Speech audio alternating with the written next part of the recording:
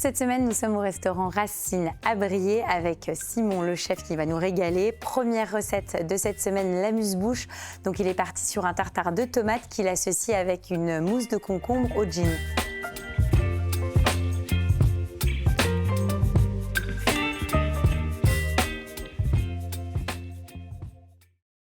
Donc tu es parti sur quelle variété là de tomates? Là, on est sur une tomate Roma. C'est des tomates qui D'accord. sont un petit peu allongées, même si celle-ci, pas tellement. C'est une tomate que j'aime bien parce qu'il y a une répartition entre la chair et les pépins qui est plus intéressante que sur une tomate ordinaire. Ok. Pour le tartare, ça se prête bien. On n'aura pas trop de jus, on en aura un petit peu. Et ça permettra de faire un début d'assaisonnement naturel. Alors c'est pareil, tu es parti sur une variété. On peut très bien se dire, bah tiens, on peut rajouter de la tomate ananas pour On avoir peut mixer de la tomate, avoir une couleur différente. une couleur, des saveurs. Parce qu'on va miser beaucoup sur l'assaisonnement qu'on va lui apporter. C'est pour ça qu'on a sélectionné qu'une seule variété. Ok. Donc là, c'est bon. Donc tu réserves dans un cul de poule. Hein, on Exactement. débarrasse notre tartare. Et ensuite... Donc on va passer tout de suite à l'assaisonnement de notre tartare. Oui. Donc là, on va préparer une échalote qu'on D'accord. ne mettra pas entière. On va mettre la moitié de l'échalote dans la tomate. Donc là, même principe. Donc, le même principe, on va faire un ciselage sur l'échalote. Le taillage plus fin que sur le... Oui, là, on veut quelque chose de très très fin. Et après, on coupe le plus fin possible. Ton tartare, la tomate, tu me conseilles de le préparer un peu en avance ou Alors, un pas? tout petit peu en avance. Le taillage de la tomate, il peut être fait en avance. Et l'assaisonnement, il faut idéalement le faire une bonne dizaine de minutes avant de servir. D'accord. Que la tomate s'imprègne, qu'elle cuise un peu avec la marinade qu'on y apporte et surtout que la garniture qu'on y met se diffuse dans le tartare. Oui, que ça parfume, quoi. C'est ça. Finalement, dans cette recette-là, le plus long, c'est de tailler tous nos ingrédients. Ça va être le taillage, ouais. C'est le tartare. Ok. Bon, après, le plus long, ça reste du taillage. Tu peux le faire quand tu rentres chez toi le soir à la maison, quoi. C'est ça. Donc l'échalote, c'est bon. L'échalote, c'est bon. Ensuite, on va rajouter nos herbes aromatiques. D'accord. Alors nous, on va mélanger les herbes. On a de la sauge, Ok. de la menthe ordinaire qu'on va venir effeuiller et mettre quelques feuilles. Et on a également de la sarriette. Ça, c'est un petit peu plus floral que le thym qu'on a l'habitude de consommer Ok. et qui du coup se prêtera bien avec notre tartare de tomate puisqu'on sera un petit peu plus sur la fraîcheur que sur la puissance aromatique du thym. Alors Donc là, on cisèle assez finement, mais là, pareil. assez finement. On essaie L'idée, c'est d'avoir pas de les écraser. Hein. un couteau qui coupe plutôt bien pour pas écraser nos herbes. Oui, et puis l'avantage, c'est vrai qu'en ce moment, on a plein d'herbes dans le jardin, donc autant en profiter et assaisonner. Hein. On va pouvoir mélanger notre tartare. Donc là, tu mélanges. On mélange une première fois, on va réserver de côté, on mettra ensuite notre vinaigre et notre huile. Donc là, on s'occupe du concombre. On s'occupe du concombre, on va couper la tête qui est accrochée à la tige, Ok. un tout petit bout de l'extrémité.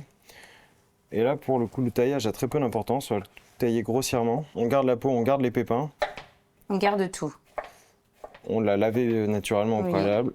Et donc là, on coupe grossièrement. Hein. Taille grossièrement, on va le mettre dans un récipient adapté.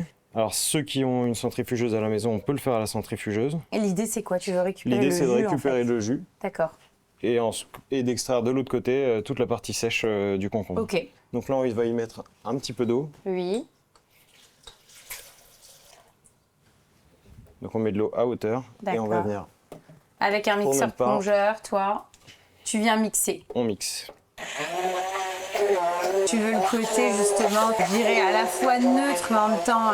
Très vert et très... Ouais, et puis voilà, l'autre concombre, ça a un goût, quoi. Ah ouais, ouais. On pense que le concombre, c'est super fade, Mais pas du mais tout. en fait, ça a un vrai goût. Là, c'est bon. On fait attention à ne pas mixer trop longtemps si on le fait au mixeur. Ok. Puisqu'après, on va venir chauffer notre concombre et on va du coup on va perdre déjà en couleur. Donc là, on a notre eau de concombre. Oui, On va passer notre jus dans un chinois étamine. oui. Si à la maison, on n'a pas de chinois étamine, on prend une passoire à pâte, on y met un linge Oui, et puis ça par-dessus fonctionne et bien. ça fonctionnera très bien. Mm. Il Ça, nous c'est reste du concombre bon. Oui, au préalable, on l'avait préparé. Ah, tu le jettes pas en fait, On tu le vas jette le récupérer. Alors à côté, on a un fromage frais. Alors ça peut être du Saint-Mauré, ce qu'on veut. On peut aller du Philadelphia, on peut aller Oui, chez en notre... tout cas, un fromage frais, légèrement salé. Légèrement salé, neutre en goût. On vient y mettre Donc la chair du concombre. la chair du concombre. Et on va avoir une préparation qui pourrait s'apparenter à un tzatziki. Donc ça c'est bon, pareil on réserve. Et ça ensuite qu'est-ce qu'on fait avec? Alors on va assaisonner notre eau de concombre. D'accord. On va y mettre du sel. Okay. Nous on va venir l'assaisonner avec un gin. Alors on met pas trop d'alcool puisqu'on n'a pas cuit le gin. On mélange bien. On va venir assaisonner. Ouais. Un peu de sel. Un petit peu de sel. Il nous reste juste à rajouter la crème pour que l'émulsion se fasse. Parce que du coup, ça, c'est une préparation après que tu vas mettre... Préparation, on va la mettre dans un siphon à chantilly. Ok. Et donc là, pareil, en quantité de crème à peu près. En quantité de crème, on va compter 100 grammes pour un concombre. D'accord. Donc la préparation, elle peut être faite à l'avance. Donc là, on va mettre ça en siphon. Tout à fait. T'en as préparé un d'avance. On utilisera celui-ci. On a tout, donc on va dresser et on goûte. Donc on assaisonne notre tartare. On va y mettre du sel fin. Oui. Et là, on a un vinaigre de vin à la framboise. D'accord. On va chercher une légère acidité sur le tartare. Alors on va préparer, là on avait pris, c'est un pain aux olives. Oui. On peut prendre une baguette classique. L'idée c'est qu'il faut que ce soit dans l'esprit d'une mouillette. On va y venir déposer le fromage avec les parures de concombre qu'on a préparées tout à l'heure. D'accord. On prend un petit récipient, on va mettre 2 bonnes cuillères de notre tartare de tomate. Par-dessus notre mousse au concombre. Ok, vraiment une belle émulsion pour le coup. C'est ça. Et on vient poser notre mouillette sur le bord. On y va, on goûte? On goûte.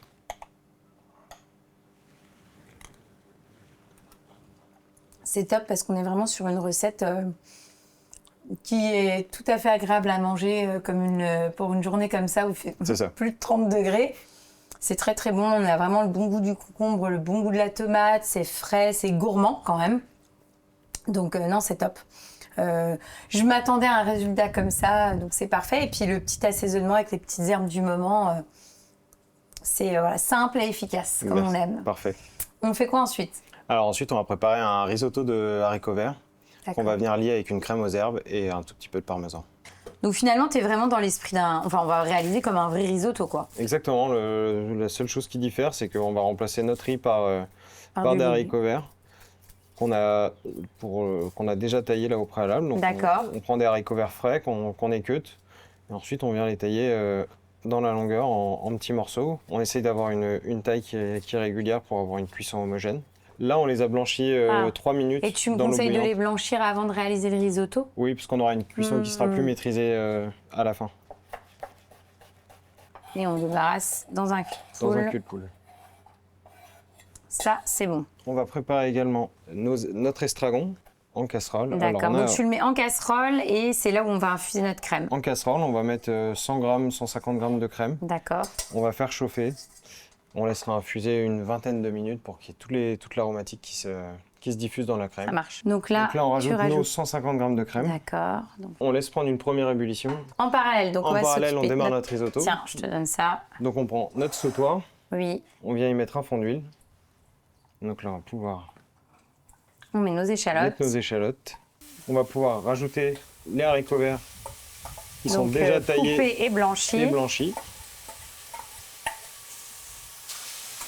Finalement, c'est une recette sympa parce que c'est le bon moyen de faire manger des légumes, j'allais dire aux enfants, mais aux plus grands aussi. Oui. Alors là, on n'a pas besoin de les faire suer parce qu'on les a déjà blanchis. Oui. Pas besoin de les réassaisonner parce que l'eau était déjà salée. Donc on vient tout de suite déglacer avec notre vin blanc. D'accord. Comme un risotto, on vient mettre le vin blanc à hauteur. À hauteur et on laisse. On va laisser cuire pendant combien de temps? Parce que sachant que là, tu m'avais dit que les avais blanchis 3 minutes. Là, on va laisser cuire jusqu'à évaporation totale du vin blanc. D'accord. Ensuite, on goûtera les haricots pour voir où on en est au niveau de la cuisson. Si on va vouloir nous garder un petit peu de fermeté, si on les veut plus fondants, on remettra un tout petit peu d'eau pour continuer la cuisson.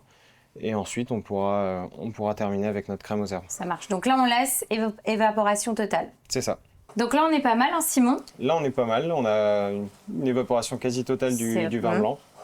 Donc on va pouvoir rajouter notre crème qui est infusée. Ok, donc tu mets comme ça hein, avec les herbes. On y met, alors on va pas tout mettre. L'idée tout c'est mettre d'avoir d'un la coup. couleur La, aussi. la couleur et puis la crème en réduisant, elle va venir épaissir et c'est ça qui va venir faire la Ça va liaison lier. sur notre risotto, tout à fait. Alors risotto, on précise hein, parce que je sais qu'il y a des gens qui ont regardé ça. des Ce n'est pas un puristes. risotto, il n'y a pas de riz. C'est comme un risotto. C'est comme un risotto. Et donc là, tu attends finalement que la crème Là, on va fasse laisser, son effet c'est ça. et lie l'ensemble. Et puis on terminera la liaison avec le parmesan râpé qu'on La a petite touche de préparé gourmandise. et qu'on rajoutera une fois qu'on a retiré les haricots du feu. Donc là, c'est bon. On va pouvoir passer à la liaison au parmesan. D'accord. Donc on prend Et notre donc parmesan, là- on peut y aller généreusement. Oui. Ça va apporter la touche de gourmandise à notre plat. Puis comme c'est du légume, c'est 100% légumes, c'est léger. On vient bien incorporer notre parmesan dans notre préparation. Et en plus, c'est vrai que après, ça aide aussi à lier le tout, quoi. Allier le tout. Alors là, on a fait le choix d'une assiette creuse, Oui. Bah, c'est toujours bien, je trouve, pour dresser un un risotto. risotto de haricots. Et on peut dresser plus ou moins généreusement. Mhm. On a préparé au préalable une mayonnaise au parmesan. D'accord. Donc mayonnaise classique, hein. Mayonnaise classique, on a démarré avec du jaune d'œuf. D'accord. On a mis une pointe de sel, de la moutarde, on a mis notre parmesan râpé, on a bien mélangé, puis on a monté à l'huile Ok. classique. Super. On dresse la deuxième assiette et on goûte. Bon, on y va? C'est parti. C'est l'heure du verdict.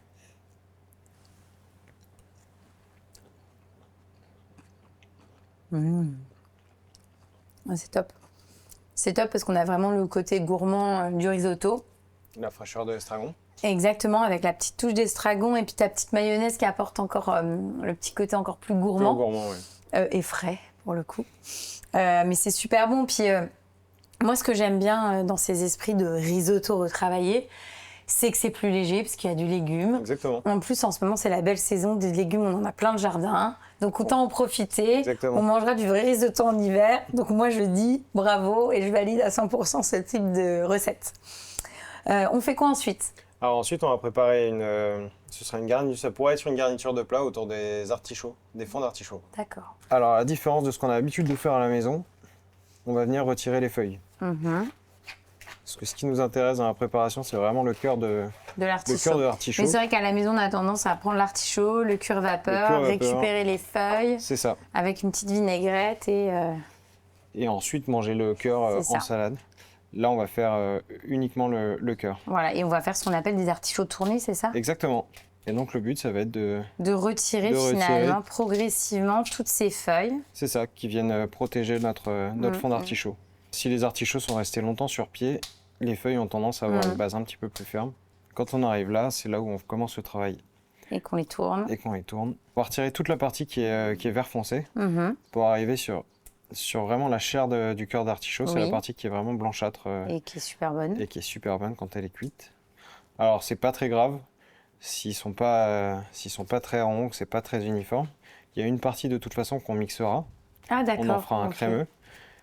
L'autre partie qu'on gardera, et en fait avec le crémeux, on viendra garnir les cœurs d'artichaut qu'on aura gardés. Donc là, il faut bien retirer, La partie un peu ouatée, on va dire ça C'est comme ça. ça. qui est très dérangeante, Et pour le coup, qui ne se mange pas. qu'il vaut mieux pas manger. Donc c'est le foin, c'est ça? Exactement. Et voilà, donc quand on arrive là, on les rince et on va D'accord. lancer Ok. nos fonds d'artichaut en cuisson. Ok. Donc là, on va les rincer et nous, on va sur le chaud après. Exactement. Donc là, tu en avais préparé d'avance. Exactement. Donc tu les as mis tout simplement dans quoi? Dans On un a bouillon? fait suer les parures d'échalotes qui nous restaient de préparation précédente. D'accord. On a mis nos fonds d'artichaut et ensuite on a mouillé avec la moitié vin blanc et moitié eau, Tout simplement. tout simplement. D'accord. Et on vient... Et pas de citron du coup? Non, on les a tournés et cuits directement. Alors si Ah on les oui. avait préparés la veille, Ah, on les aurait mis dans mais l'eau là, pour y a pas éviter besoin. qu'il y ait Ça marche. l'oxydation. Donc ça, on va le récupérer. On et va le récupérer, on va garder la moitié pour le dressage. Oui, Et avec l'autre partie, on va faire le crémeux d'artichaut juste en mixant avec d'accord. Donc là, on va récupérer nos nos fonds d'artichaut fonds d'artichaut pour notre pour le crémeux. crémeux. Alors avant, on a vérifié avec une pointe de couteau qui soit bien fondant. Donc tu assaisonnes. On y met du sel. On va aller Hop. juste ici. D'accord, tiens. Donc on peut le faire ou au blender ou toi tu vas le faire avec Au mixeur plongeant. Là, on rajoute un petit peu de beurre. D'accord. Et ensuite on mixe. D'accord, tu mixes. L'idée, c'est d'avoir quelque chose de très lisse. Exactement, ouais. Donc là, on a terminé notre crème d'artichaut. Hein, c'est bon, on a tout bien mixé, c'est bien lisse. Ensuite, on est quasiment au dressage, là, finalement. C'est ça. Donc là, tu vas l'accompagner de fuseau lorrain. Donc on va venir tailler une petite brunoise de fuseau lorrain. D'accord. Ça va rapporter de la mâche et ce côté fumé de Tu me disais tout à l'heure que, alors là, toi, avant, tu mettais le fuseau lorrain directement dans le bouillon de cuisson des artichauts. Pour déjà parfumer. Là, tu le fais plus au restaurant parce que justement, quand tu as des options végétariennes comme ça, exactement, ça nous permet il n'y a déjà pas de viande. Mais à la maison, vous pouvez, si vous le souhaitez, pendant la cuisson, l'ajouter. Et comme ça parfume déjà. C'est ça, puis on n'hésite pas à mettre quelques morceaux de fuseau quand on vient mixer nos artichauts pour vraiment avoir toutes les arômes du fuseau lorrain. Tout ce mariage finalement fuseau lorrain artichaut. Artichaut, exactement. Et donc on va le mettre finalement tel quel sur notre artichaut. Pas besoin de le faire revenir ou non, pas du tout. Ça suffit même. Ensuite, on va préparer quelques copeaux de champignons champignons bruns. Et là, ça va rapporter un peu de végétal et de croquant à notre assiette. Donc on a tout, on va ramener les assiettes et on peut dresser. Tout à fait. Donc on commence par mettre notre crémeux, on en met un petit peu dans le fond de l'assiette. D'accord. Il va venir stabiliser notre fond d'artichaut qu'on a gardé tout à l'heure. Et ensuite on va venir garnir notre fond d'artichaut avec le crémeux. On peut y aller généreusement. Ah, tu fais exprès, même si ça déborde un petit peu, c'est pas gênant. Parce qu'ensuite on va venir recouvrir avec nos champignons de Paris. Et puis ça donne tout de suite du volume. Exactement, du volume, un petit peu de couleur, parce que ça va être très terne sinon l'artichaut. On vient mettre notre brunoise de fuseau lorrain et on termine. Alors là, on a préparé au préalable, c'est un jus de citron pressé. D'accord. On a mis un tout petit peu de miel de fleur et de la fleur de sel et on vient arroser notre artichaut. Super. Et ben on y va. C'est très beau. C'est parti. Il y a du volume. Il faut essayer d'avoir un petit peu de tout. Un petit peu de tout. C'est très bon. En fait, ce que j'aime beaucoup, c'est que l'artichaut, ça a un goût bien précis. Enfin, voilà, c'est très prononcé finalement, très marqué comme légume. Ça ressemble à aucun autre. Et ouais, l'association avec le fuseau lorrain, je trouve que ça marche vraiment bien, le mélange artichaut et fuseau. On a le goût du fumé qui revient en fin de bouche et qui rapporte un peu de gourmandise à l'assiette. Ah, c'est vraiment top comme recette. J'adore. On fait quoi ensuite ? Donc ensuite, on va préparer un dos de lieu noir qu'on va snacker à la poêle et qu'on va accompagner de carottes confites au carvi. Donc on commence par ciseler notre échalote. D'accord, donc qui va nous aider à réaliser notre fameuse sauce qui accompagnera ce plat. Donc pas de fumée de poisson. Pas de fumée de poisson, c'est jus de carotte. Et alors pourquoi ce choix-là de ne pas utiliser justement un fond poisson pour faire notre sauce ? Eh ben c'est parce qu'au même titre, on a plutôt l'habitude de garder nos parures de légumes pour venir agrémenter nos sauces à base de poisson. Et nous, on a voulu prendre le contre-pied et faire une sauce à base des parures de nos carottes. Alors, on aura le choix à la fin de passer notre sauce pour retirer les échalotes ou les garder à l'intérieur. Elles seront fondantes. Plutôt de la team, quoi. Moi, je suis plutôt de la team. On garde les échalotes dedans. Elles se sont gorgées du jus de carotte. Ah oui, on va les garder, c'est trop bon. Ça, c'est bon. Ça, c'est bon. Et après, on va direct sur le chaud ? On va direct sur le chaud, on va lancer notre sauce. On a mis donc les échalotes dans la casserole. C'est ça. Tiens, je te donne. Tout de suite donc jus de carotte. Hein. Et donc là, on va le laisser. On va le laisser réduire. Ok. Il y a du sucre dans la carotte. Donc ça va s'épaissir naturellement. On viendra rajouter un tout petit peu d'acidité avec un vinaigre. On met pas de sel tout de suite parce que comme on va le faire réduire, ça va se concentrer. On rectifiera l'assaisonnement à la fin. D'accord. On repasse pour parer notre poisson, peut-être le préparer ? Tout à fait. Alors, le poisson, donc toi, tu es parti sur du... On a pris un dos de lieu noir. Oui, dos de lieu noir.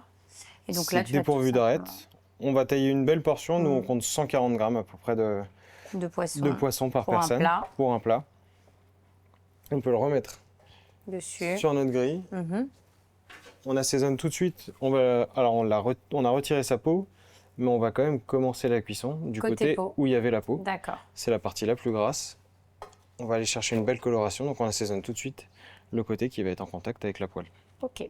Donc là, tu as pris ta poêle, on la laisse bien chauffer, un peu de matière grasse. Un tout petit peu d'huile de tournesol. D'accord. On laisse chauffer notre huile, Oui. pas trop. Et là, c'est parti.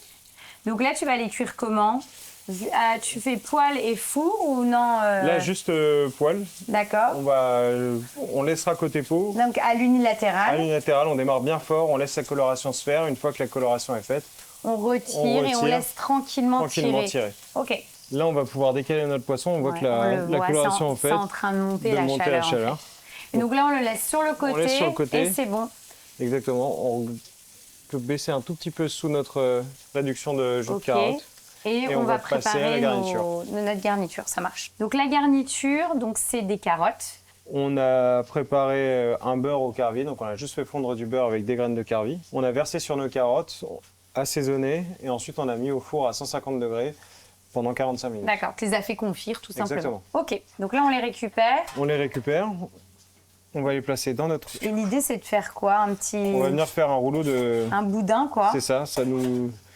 Pour leur donner une forme. Une forme, ça nous rendra le dressage plus esthétique. Un film alimentaire et donc tu vas réaliser un petit boudin. Exactement, bien serré. Bien serré.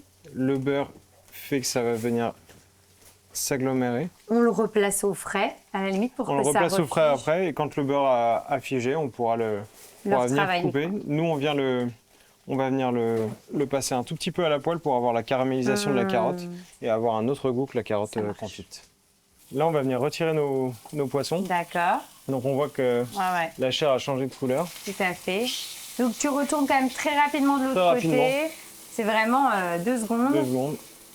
Et on vient le débarrasser, on va laisser tirer. Un peu comme la viande, finalement. Exactement. Nous, on fonctionne exactement pareil. On va laisser tirer autant de temps qu'on l'a laissé cuire. Ah, super. Donc là, on compte entre 5 et 10 minutes.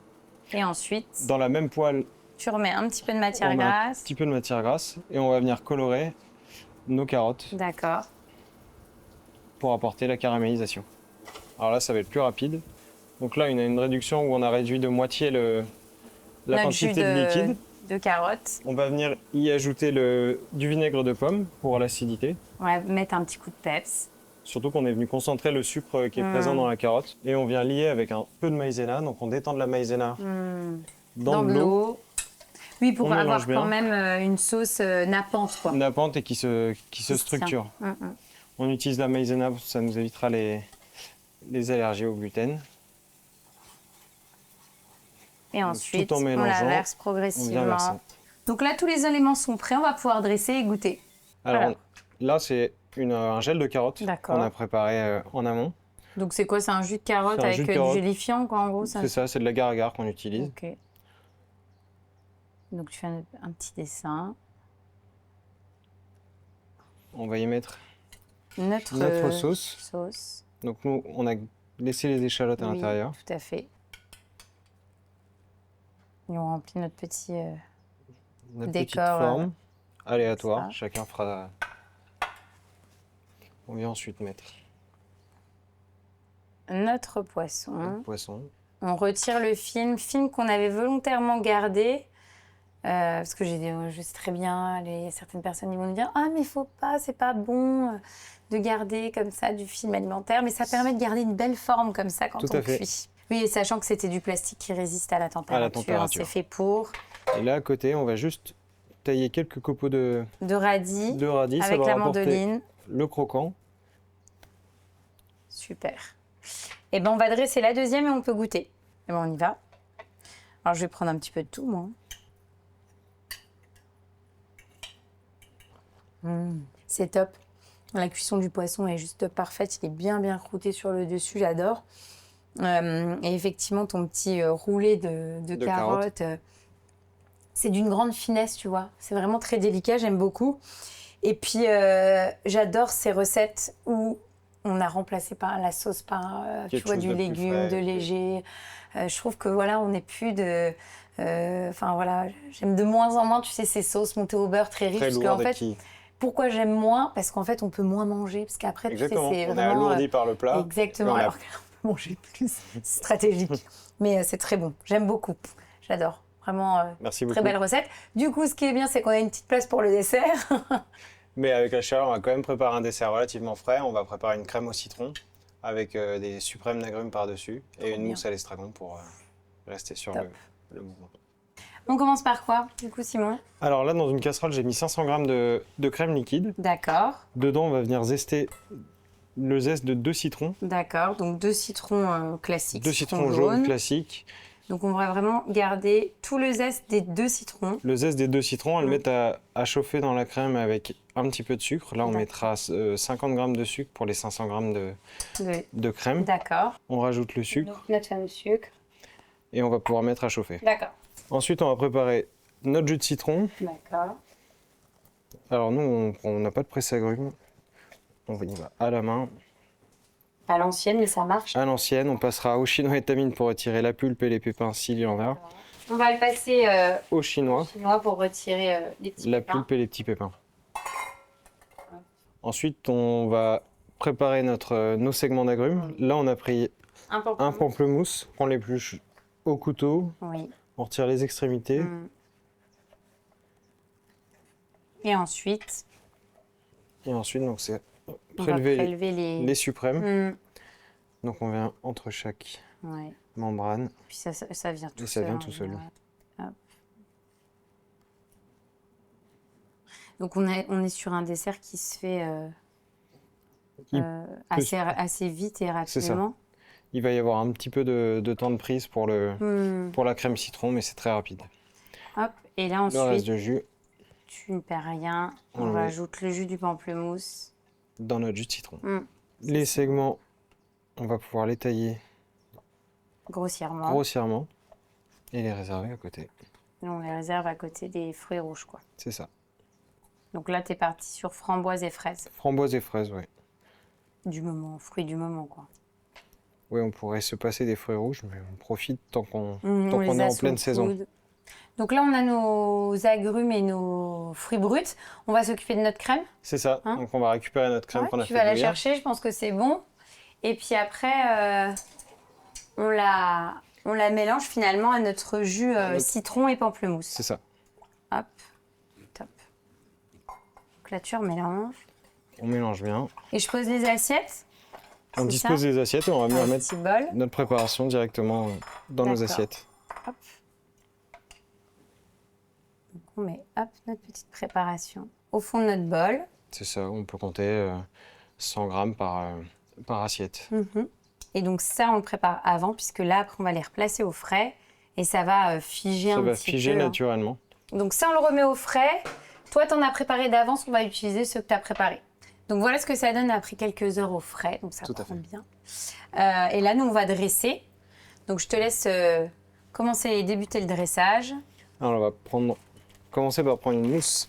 D'accord. Donc À là, c'est une l'estragon. quoi C'est une chantilly Oui. qu'on a fait, dans laquelle on a fait infuser de l'estragon. D'accord. Donc tu prends de la crème, tu la... Crème à 35%. Oui. Tu mets ton On estragon. met l'estragon, le sucre.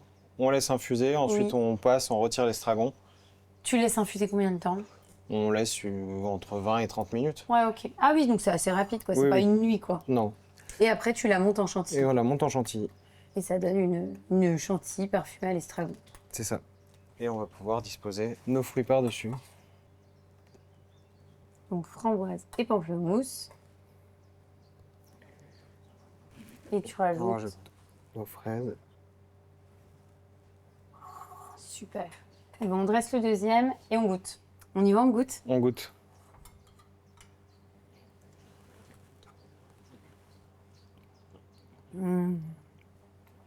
C'est très bon. C'est très bon parce que, en fait, on a le côté citronné vraiment qui est là pour apporter la vraie touche de fraîcheur. Ouais. En plus, pour le coup, cette base un peu yaourt, Ouais. ça fait du bien quand il fait très chaud.